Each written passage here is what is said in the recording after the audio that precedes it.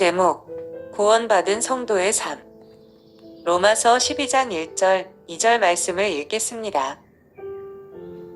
그러므로 형제들아 내가 하나님의 모든 자비하심으로 너희를 권하노니 너희 몸을 하나님이 기뻐하시는 거룩한 산 제물로 드리라. 이는 너희가 드릴 영적 예배니라. 너희는 이 세대를 본받지 말고 오직 마음을 새롭게 함으로 변화를 받아 하나님의 선하시고 기뻐하시고 온전하신 뜻이 무엇인지 분별하도록 하라.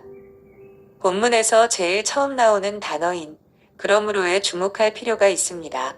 너무나 중요한 의미를 담고 있는 말이기 때문입니다. 사도 바울은 로마서 1장부터 시작하여 11장에 이르기까지 예수님을 믿음으로 구원받는 복음을 상세하게 설명해 주었습니다. 그리고 구원받은 자의 확신이 무엇인지, 그 기쁨이 어떠한지, 그 소망이 얼마나 큰지를 우리 가슴이 뜨거워질 정도로 가르쳐 주었습니다. 이것으로 우리 구원의 터가 만세 반석 위에 완전히 닦여졌습니다. 터를 닦았으니 이제 집을 세워야 하지 않겠습니까? 그래서 바울은 12장부터 우리가 어떤 집을 지어야 하는가를 말하기 시작합니다. 지금까지 복음의 터를 닦았으니 이제 집을 지어야 한다는 의미를 담은 말이 바로 이 그러므로입니다. 교리를 배웠으면 그대로 살아야 합니다. 복음을 듣고 구원받았으면 반드시 그에 합당한 삶이 따라와야 하는 것입니다. 진리와 삶은 하나입니다. 말씀과 순종은 일치해야 합니다. 영혼 구원과 삶의 구원을 나누면 절대로 안 됩니다. 이 중차대한 진리를 일깨워주는 말이 그러므로입니다. 바울은 로마서뿐만 아니라 갈라디아서, 골로새서, 데살로니가전후서에서도 똑같이 그러므로의 중요성을 강조합니다.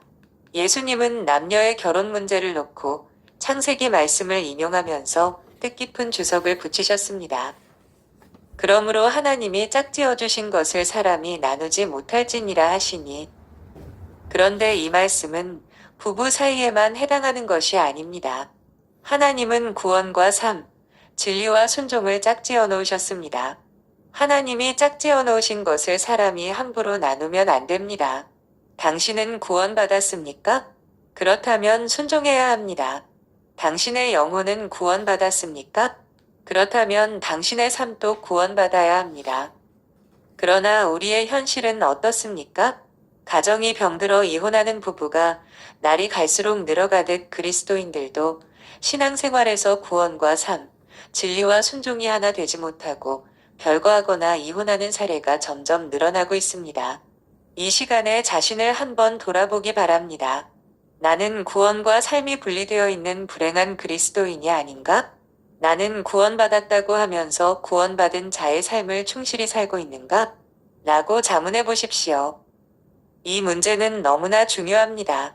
말씀을 배우기는 하지만 그대로 살지 못하는 사람, 영혼은 구원받았는지 모르지만 생활은 구원받지 못한 사람들 때문에 교회가 무력해지고 성도가 세상에서 소금과 빛의 역할을 못하고 있습니다. 오늘날 교회 타락의 주범은 바로 이 그러므로가 없는 생활이라고 할 수 있습니다. 하나님이 우리를 어떠한 사랑으로 구원해 주셨습니까? 바울이 로마서 1장에서부터 11장까지 설명한 놀라운 진리를 다시 한번 마음속에 되새겨 봅시다. 우리가 구원받았다는 것은 얼마나 대단한 일입니까? 감격 없이 받을 수 없는 참으로 분에 넘치는 하나님의 선물입니다. 이것을 아는 사람이라면 당연히 그 은혜에 적극적으로 반응해야 하지 않겠습니까?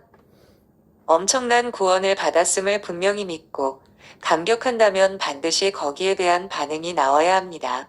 그 반응은 지금부터 구원받은 자답게 하나님을 위해서 살겠다는 결심과 순종으로 표출되어야 합니다.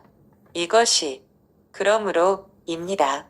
입으로는 구원받았다고 하면서 그러므로의 응답이 희미하다면 그 사람의 구원 자체를 의심해야 할지도 모릅니다. 이런 의미에서 그러므로는 우리에게 매우 중요한 진리를 교훈하고 있습니다. 그러면 구원받은 자는 어떤 삶을 살아야 할까요? 이 질문의 1절은 이렇게 대답하고 있습니다. 그러므로 형제들아 내가 하나님의 모든 자비하심으로 너희를 권하노니 너희 몸을 하나님이 기뻐하시는 거룩한 산 제물로 드리라. 이는 너희가 드릴 영적 예배니라. 이 말씀은 구원받은 자의 삶이 어떠해야 하는지를 단적으로 말해줍니다. 한마디로 하나님이 기뻐하시는 거룩한 산제물로 우리 몸을 드리는 것입니다. 하나님은 원래 마음을 중요하게 보시는 분입니다. 겉으로 보이는 몸보다 우리의 중심을 보십니다. 마음이 담겨 있지 않은 재물은 아무리 대단한 것이라도 하나님이 받지 않으신다는 사실을 우리는 알고 있습니다. 그런데 왜 하나님은 우리에게 몸을 바치라고 말씀하실까요? 우선 그 이유를 이렇게 볼 수 있습니다. 몸을 바치라는 것은 우리 몸이 그리스도의 피로 구원받았음을 전제합니다. 영혼이 구원받았습니까? 그러면 몸도 구원을 받았습니다. 바울은 이 사실을 매우 강도 높은 어조로 성경 여기저기에서 가르치고 있습니다. 가장 좋은 사례가 고린도전서 6장 15절에서 19절입니다. 너희 몸이 그리스도의 지체인 줄을 알지 못하느냐? 내가 그리스도의 지체를 가지고 창녀의 지체를 만들겠느냐? 결코 그럴 수 없느니라. 너희 몸은 너희가 하나님께로부터 받은 바 너희 가운데 계신 성령의 전인 줄을 알지 못하느냐? 너희는 너희 자신의 것이 아니라. 우리 몸이 그리스도의 지체요. 성령의 전이 되었습니다. 이것은 곧 우리 몸이 영혼과 함께 구원받았음을 의미합니다. 우리 몸이 죄로 인해 부패한 것은 사실입니다. 아울러 우리 몸은 연약하여 죄의 작업장으로 사용될 가능성도 늘 지니고 다닙니다. 그리고 언젠가는 흙으로 돌아갑니다. 그럼에도 우리 몸을 제물로 제단에 올려놓아야 하는 이유는 영혼과 함께 몸이 구원받았기 때문입니다. 영혼의 구원만으로는 완전한 구원을 이루지 못합니다. 우리 인격이 영혼과 몸으로 구성되어 있기 때문에 몸이 없는 영혼을 생각할 수 없고 영혼 없는 몸을 생각할 수 없습니다. 완전한 구원은 영혼과 몸이 함께 구원받는 것입니다. 우리의 궁극적인 구원은 영혼과 몸의 구원, 즉 전인격적인 구원입니다. 그리스도 예수를 죽은 자 가운데서 살리신 이가 너희 안에 거하시는 그의 영으로 말미암아 너희 죽을 몸도 살리시리라. 하나님이 왜 우리 죽을 몸을 살리십니까? 우리는 하나님이 기뻐하시는 거룩한 산제물로 우리 몸을 그분의 제단에 올려놓았기 때문입니다. 또 다른 이유를 하나 생각할 수 있습니다. 우리가 세상에서 살 동안 몸은 나라고 하는 인격을 구체적으로 보여주는 주체라고 할 수 있습니다. 우리는 몸이 없는 인격을 상상할 수 없습니다. 몸은 나를 보여주는 하나의 가시적인 인격입니다. 그리고 몸은 나의 삶이 어떠한가를 증명할 수 있는 수단이 됩니다. 몸이 없다면 우리가 어떻게 살고 있는지를 다른 사람이 절대로 볼 수 없습니다. 몸이 있기 때문에 저 사람은 바르게 산다. 저 사람은 잘못 살고 있다라고 분별할 수 있습니다. 몸은 우리가 세상에 있을 동안 살기 위해 뛰는 주체요. 살기 위해 쓰임받는 수단입니다. 날마다 세상을 산다는 말은 몸이 뛴다는 의미이기도 합니다. 그러므로 몸을 산 제물로 드리라는 명령은 우리의 삶 전부를 하나님께 바치라는 의미입니다. 우리 몸이 구원받아 주의 것이 되었다면 그 몸으로 움직이는 모든 생활 영역을 하나님이 기뻐하시는 제물이 되게 하라는 말입니다. 그러나 이 귀중한 진리를 모르고 생활하는 분들이 의외로 많습니다. 우리 생활 영역 전체가 하나님의 제단 위에 올라간 제물이라는 사실을 잊어버리고 제멋대로 사는데 우리의 고통이 있습니다. 우리 몸을 하나님이 기뻐하시는 거룩한 산제물로 드리려면 두 가지를 주의해야 합니다. 먼저는 우리 몸을 거룩하게 해야 합니다. 하나님이 쓰시려고 구별해 놓은 것은 무엇이나 거룩합니다. 우리 몸은 하나님이 쓰시려고 따로 떼어 놓은 성물입니다. 그러므로 우리 몸을 죄로 더럽히지 말아야 합니다. 하나님이 기뻐하시지 않는 불의의 무기로 사용해서는 안 됩니다. 아무리 바쁘더라도 하나님이 기뻐하시지 않는 일에 내 몸을 쓰는 것은 아닌가? 하고 수시로 반성해야 합니다. 그래서 잘못된 것이 있으면 즉시 돌아서야 합니다. 이것이 우리 몸을 거룩하게 구별하는 방법입니다. 다음은 우리 몸이 산 제물이 되도록 해야 합니다. 이 말은 우리 몸을 죽은 제물로 드려서는 안 된다는 뜻입니다. 우리 몸이 살아있는 제물, 숨을 쉬는 제물, 생명 있는 제물이 되도록 가꾸어야 합니다. 산 제물이란 생명의 에너지를 가득 채운 재물을 가리킵니다. 우리 몸의 삶의 에너지를 가득 채워야 합니다. 다시 말해 최상의 조건을 갖춘 삶을 살아야 합니다. 우리 일생은 건강과 나이와 사회활동 등에 따라 최상의 조건을 갖춘 삶이 될 수도 있고 그렇지 않을 수도 있습니다. 병든 몸 때문에 주님 앞에 나왔습니까? 물론 병이 들었어도 주님 앞에 나와야 합니다. 그러나 어떤 면에서는 슬픈 일입니다. 건강할 때는 제멋대로 살다가 병이 들어서야 주님을 찾는 태도는 뭔가 잘못되었다는 말입니다. 사업에 실패한 것이 동기가 되어 하나님께 나아와 무릎 꿇었습니까? 물론 그래도 교회를 찾아와야 합니다. 하지만 세상에서 형통할 때는 하나님이 어디 있느냐는 태도로 살다가 망하고 나니까 주님께 자기 삶을 드린다는 식의 행태는 참 서글픈 일이 아닐 수 없습니다.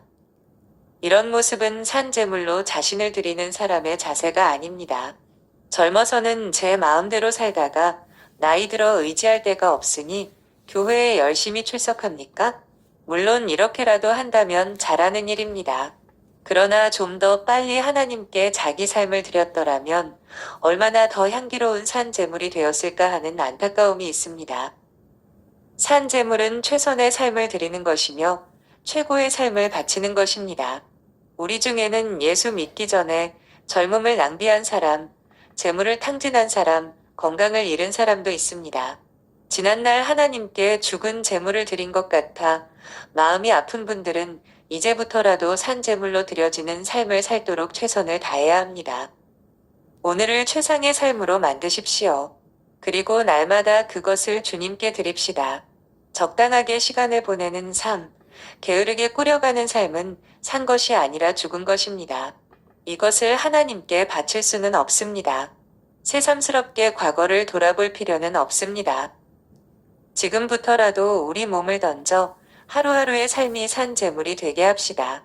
우리가 젊었든 늙었든 병들었든 건강하든 간에 날마다 최선을 다할 때 우리 삶은 하나님께서 기뻐 받으시는 산 재물이 됩니다.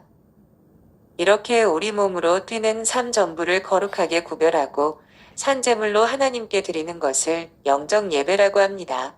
하나님이 기뻐하시는 거룩한 산 재물로 자신을 드릴 수만 있다면 그 삶 자체가 하나님을 경배하는 생활이요. 하나님을 찬양하는 예배가 됩니다.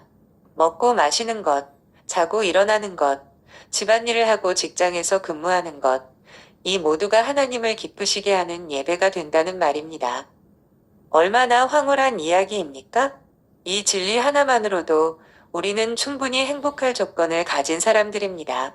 우리 몸을 가지고 뛰는 삶 자체가 다른 사람 눈에는 하찮게 보일 수 있지만 이것이 하나님께 드려지는 예배라고 믿을 때 비로소 살맛이 나고 삶에서 향기가 풍겨나옵니다. 이것이 바로 그리스도인의 삶입니다. 영적 예배는 합당한 봉사, 당연한 섬김이라는 말로 바꾸어 표현할 수 있습니다. 합당한 봉사, 당연한 섬김이라는 말이 어떤 면에서는 더 실제적이고 구체적인 표현입니다. 사실 우리의 삶을 영적 예배라고 할 때는 추상적으로 들립니다. 그러나 이 말을 합당한 봉사나 당연한 섬김으로 바꾸면 막연한 느낌이 줄어듭니다. 합당한 봉사가 무슨 뜻입니까? 사랑이 가득한 마음으로 이웃을 위하고 하나님을 위해 살아가는 생활을 가리킵니다. 우리의 몸이 뛰고 영위하는 삶 전부를 하나님이 기뻐하시는 거룩한 산 제물로 드릴 수만 있다면 그 삶 자체가 이웃을 위하고 하나님을 위하는 섬김이 될 수 있습니다. 이것이 바로 하나님이 가르쳐 주시는 영적 예배입니다. 이웃에게 봉사하는 일에서 하나님을 섬기는 삶을 구체적으로 실천할 수 있습니다. 이웃이 목말라 할 때 그리스도의 이름으로 냉수한 그릇 떠주는 행동이 바로 하나님께 드리는 제사가 됩니다. 보이는 이웃을 사랑하는 것이 보이지 않는 하나님을 사랑하는 것입니다. 이웃을 위하는 것은 하나님을 위하는 것이고 하나님을 위하는 것은 이웃을 위하는 것이 됩니다. 지금까지 우리는 너희 몸을 하나님이 기뻐하시는 거룩한 산 제물로 드리라 이는 너희가 드릴 영적 예배니라라는 말씀의 의미를 생각했습니다.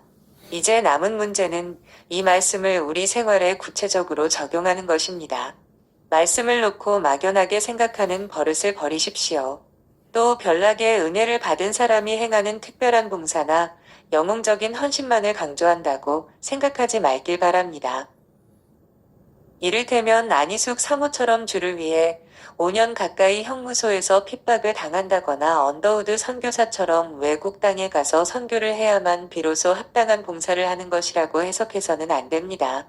물론 하나님이 원하시면 그렇게 쓰임받을 수도 있습니다. 그러나 모든 사람이 다 안희숙 사모처럼 특별하게 쓰임받을 수는 없습니다. 우리는 먼저 낮은 데서, 작은 데서, 평범한 데서 하나님을 섬기고 이웃을 섬기는 삶의 자세를 배워야 합니다. 그래야 쳇바퀴 돌듯 반복되는 일과를 통해서도 매 순간 자신을 하나님이 기뻐하시는 거룩한 산재물로 드릴 수 있습니다. 선교사는 위대한 삶을 사는 사람입니다. 자기 젊음을 송두리째 제단 위에 올려놓은 사람들이라 할 수 있습니다. 그렇지만 그 선교사역의 배후에는 하루 12시간 이상 공장에서 땀 흘려 일한 데가 중 얼마를 떼어 후원하는 노동자가 있다는 사실을 잊어서는 안 됩니다. 공장에서 일하는 사람의 생활이 선교사보다 못하다고 할 수 있습니까? 그것은 하나님께 드리는 영적 예배가 아니라고 할 수 있을까요? 절대 그렇지 않습니다. 하나님이 보시기에는 선교사나 노동자나 똑같습니다. 하나님은 선교사의 삶과 공장에서 땀 흘려 일하는 직공의 삶을 차별하지 않으십니다. 우리는 평범한 일상 가운데서도 내일은 이웃과 하나님을 섬기는 삶이 되고 있는가? 를 물어야 합니다. 만일 하찮게 보이는 하루 일과가 하나님을 섬기는 합당한 봉사로 드려지지 않고 있다면 우리의 생활은 95%가 실패작이 되고 맙니다. 우리 삶은 10중 8구매일 반복되는 하찮은 일로 이루어져 있다고 해도 틀린 말이 아니기 때문입니다.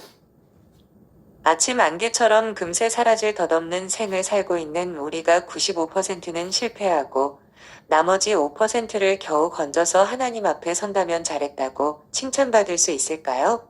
불가능한 이야기입니다. 그러므로 하찮게 보이는 일, 사소한 일들이 이웃을 위하고 하나님을 위하는 봉사가 되도록 살지 않으면 안 됩니다. 갈수록 환경오염 문제가 지구촌의 심각한 쟁점으로 떠오릅니다. 우리는 이미 때를 놓치지 않았나 하는 불안감을 감출 수 없는 시점에 서 있습니다. 하나님이 주신 생태계가 너무나 많이 파괴되었습니다.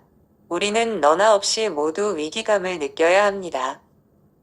옛날에는 음료수를 마시고 빈 깡통을 아무데나 버리는 사람을 보아도 무신경하게 넘길 수 있었습니다. 그러나 요즘은 상황이 달라졌습니다. 우리 사회는 그런 행동을 하는 사람을 이웃을 해치고 후손을 불행하게 만들고 지구를 병들게 하는 범법자처럼 여기고 있습니다. 예를 들어 상수원을 오염시키는 가두리 양식업자, 법규를 지키지 않는 낚시꾼과 사람들의 정신을 좀먹는 유흥업자, 폐수를 마구 방류하는 공장, 그들에게 불법으로 허가를 내준 공무원들이 공공의 적으로 간주되는 시대가 되었습니다. 이뿐만이 아닙니다. 사회 일각에서는 과소비가 판을 칩니다. 흥청망청 쓰는 버릇 때문에 경제가 위기에 몰려 있습니다. 우리나라의 1인당 전력 소비량은 이미 주요 선진국을 뛰어넘었습니다. 얼마나 웃기는 이야기입니까? 이것은 남의 일이 아닙니다.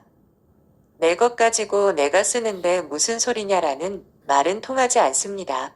그런 낭비가 쌓이고 쌓이면 결국 나라가 망할 수도 있습니다. 나 하나쯤이야 어때? 하는 비양심적인 생활 태도는 지탄받아 마땅합니다. 언젠가 공중목욕탕에 갔는데 어떤 분이 수도꼭지를 틀어놓은 채로 수염을 깎고 있었습니다. 줄줄 흘러내리는 물은 아랑곳하지 않고 계속 거울을 보며 면도를 하고 있었습니다. 온수가 계속 흘러내리니 얼마나 아깝습니까? 곁에서 지켜보다가 도저히 참을 수 없었습니다. 5분 이상 뜨거운 물을 낭비하고 있으니 말입니다. 아무 말 않고 제가 수도꼭지를 냉큼 잠가버렸습니다. 사실 대단한 모험이었습니다. 그 사람 손에는 시퍼런 면도칼이 들려 있었으니까요. 하지만 어쩔 수 없었습니다. 알다시피 목욕탕 물값의 35%가 기름값입니다. 그 돈이 어디서 나옵니까? 다 우리의 주머니에서 나옵니다. 자기 혼자 돈 내서 쓰는 물이 아닙니다. 처음에는 어처구니가 없다는 표정으로 나를 쳐다보던 그 사람도 이내 무슨 뜻인지 알았다는 듯 기분 나쁜 기색을 보이지 않고 그 다음부터는 물을 써야 할 때만 꼭지를 들고 즉시 잠갔습니다. 지나친 낭비벽은 반드시 고쳐야 합니다.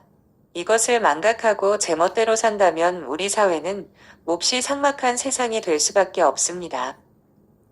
전 세계가 자연을 보존, 보호하기 위해 발벗고 나서는 상황에서 구원받은 성도라면 어떻게 해야 하나님을 섬기고 이웃을 섬기는 생활을 할 수 있을까요?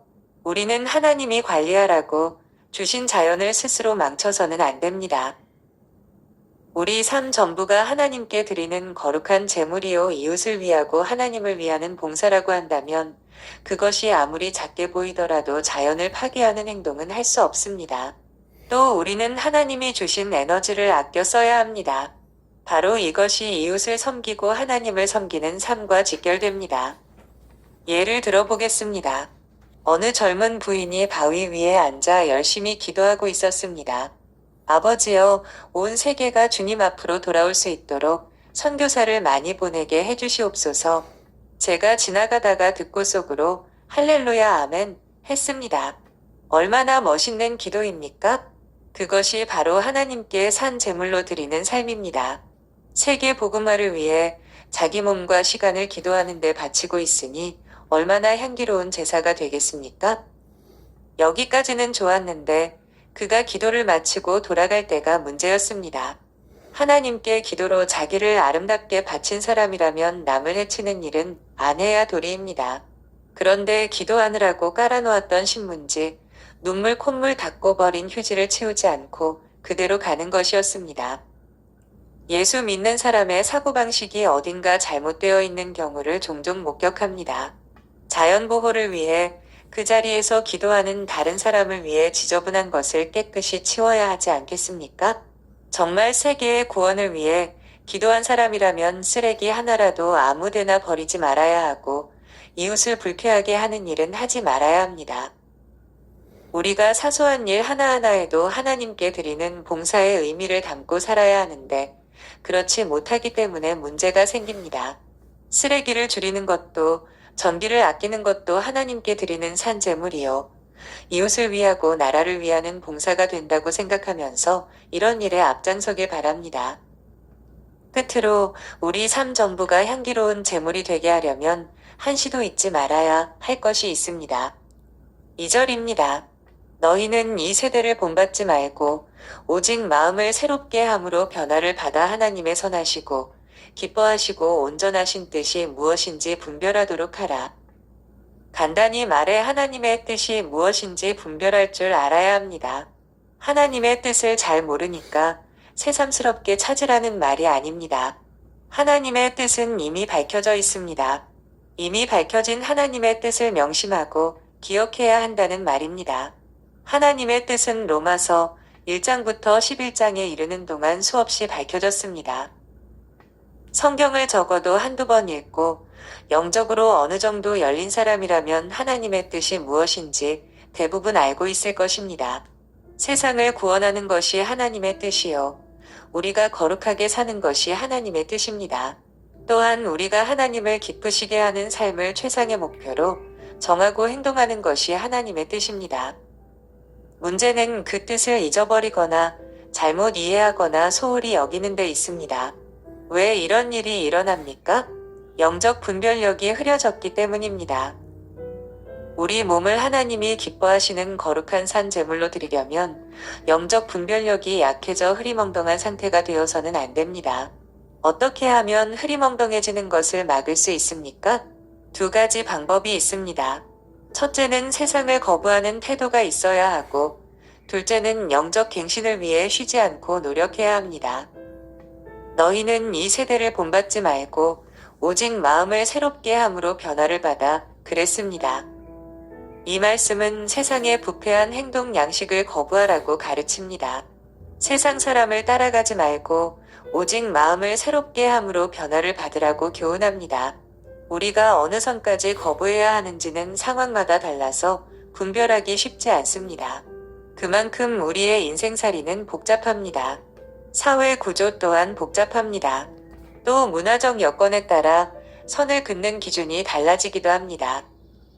그러나 하나님의 은혜를 받으면 분별할 수 있다고 성경은 말씀합니다. 상황에 따라 어디에 선을 그어야 할지를 알 수 있습니다. 거부할 것은 무엇이며 어디까지 허락할 수 있을 것인지는 날마다 마음을 새롭게 하는 노력을 통해 분별할 수 있습니다. 마음을 새롭게 하는 것이 과연 무엇입니까? 이것은 다시 태어난다는 말이 아닙니다. 갑작스러운 체험이나 잠자는 사이에 벌어지는 요술 같은 사건을 가리키지도 않습니다. 우리가 쓰는 물건을 한번 보십시오. 아무리 아름답고 완벽하게 만든 것이라 해도 그대로 두면 먼지가 앉고 더러워집니다. 계속 닦아주고 관리하지 않으면 못 쓰게 되는 것이 많습니다. 거듭난 우리 영혼도 마찬가지입니다. 자주 닦고 손질하지 않으면 금세 더러워집니다. 그러므로 마음을 새롭게 하라는 말은 날마다 하나님 앞에서 말씀과 기도로 마음을 깨끗이 닦으라는 의미입니다. 하나님의 뜻이 무엇인가를 항상 분별할 수 있도록 자기 영혼을 깨끗한 상태로 유지하라는 말입니다. 그러므로 우리는 기도의 골방에 들어가야 합니다. 규칙적으로 말씀을 읽고 성령의 인도함을 받아 주의 음성을 듣는 일이 얼마나 중요한지 모릅니다. 우리에게는 주의 음성을 들은 다음에도 그대로 살지 못하는 나약함이 있습니다. 그렇기 때문에 날마다 우리에게 필요한 영감과 힘과 지혜를 주시는 하나님 앞으로 나가야 합니다. 일을 멈추고 간구하는 사람이 되어야 합니다. 우리가 기도와 말씀을 빼놓고 하루를 시작한다면 일상에서 하나님의 뜻을 분별하지 못하고 흐리멍덩한 삶을 살 가능성이 큽니다. 그러다가 잘못되면 돌이킬 수 없는 구렁텅이로 빠질 수도 있습니다. 영혼이 구원받았습니까? 몸도 구원받아야 합니다. 몸이 구원받았습니까? 삶도 구원받아야 합니다. 구원받은 삶의 특징은 하나님께 몸을 제물로 바치는 제사에 있다고 했습니다. 거룩한 일이 따로 있는 것이 아닙니다. 신학교에 가는 것만이 주의 일은 아닙니다. 우리가 날마다 기도하는 심정으로 하는 일 전부가 주의 일이요 하나님께 드려지는 제사입니다. 산 제물은 이웃을 위하고 하나님을 위하는 봉사를 통해 실현됩니다. 하루의 삶 전체가 거룩한 제사라는 믿음으로 순간순간을 살아갈 때 우리 생활에서 버릴 것이 하나도 없게 됩니다. 버릴 것 없는 인생이라면 쓰레기가 나오지 않습니다. 쓰레기가 나오지 않는 삶은 얼마나 아름답습니까? 아침에 일어나 이 닦는 것부터 시작해서 내버릴 것이 없는 24시간을 보낸다면 우리 삶이 얼마나 보람되겠습니까? 얼마나 황홀하겠습니까? 얼마나 기쁨이 넘치겠습니까? 얼마나 감사가 넘치겠습니까? 우리는 이렇게 살도록 부름받은 영광스러운 사람들입니다. 우리 몸을 하나님이 기뻐하시는 거룩한 산 제물로 드릴 수 있도록 주님이 우리에게 능력 주시고 지혜 주시고 분별력 주시기를 바랍니다. 그래서 우리 모두가 정말로 버릴 것이 하나도 없는 아름다운 삶을 살 수 있기를 간절히 바랍니다. 아멘.